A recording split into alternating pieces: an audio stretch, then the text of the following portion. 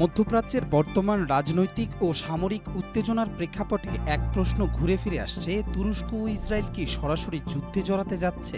দুই দেশের মধ্যে দীর্ঘদিন ধরেই মতবিরোধ ও উত্তেজনা চললেও কখনোই তা সরাসরি সামরিক সংঘাতে পরিণত হয়নি। তুরস্ক ন্যাটোর দ্বিতীয় বৃহত্তম সামরিক শক্তি হিসেবে অঞ্চলটিতে গুরুত্বপূর্ণ অবস্থানে রয়েছে। অন্যদিকে ইসরায়েল যুক্তরাষ্ট্রের ঘনিষ্ঠ মিত্র ও প্রযুক্তি নির্ভর শক্তিশালী একটি রাষ্ট্র। সাম্প্রতিক সময়ে সিরিয়ায় সরকার পরিবর্তনের পর দুই দেশের অবস্থান আরও স্পষ্টভাবে ভিন্নমুখী হয়ে উঠেছে।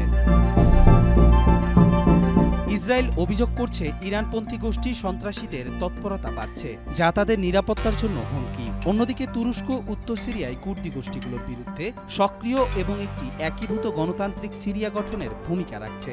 এই ভিন্ন অবস্থানের কারণে দুই দেশের মধ্যে ভুল বোঝাবুঝি ও সংঘর্ষের আশঙ্কা তৈরি হয়েছে। তবে বাস্তবে উভয় দেশ এখনও শান্তিপূর্ণ সমঝোতার দিকেই এগোচ্ছে।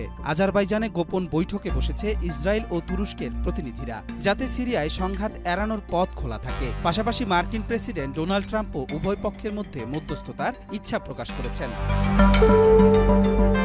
তুরস্কের অবস্থান এখন অনেক পরিণত ও বাস্তববাদী। তারা জানে একটি যুদ্ধ তাদের জন্য রাজনৈতিক ও অর্থনৈতিকভাবে ক্ষতিকর, আর ইসরায়েলও নিজের নিরাপত্তা নিশ্চিত করতে কৌশলগতভাবে আগায়। কবির চৌধুরী, জয়, মাই টিভি।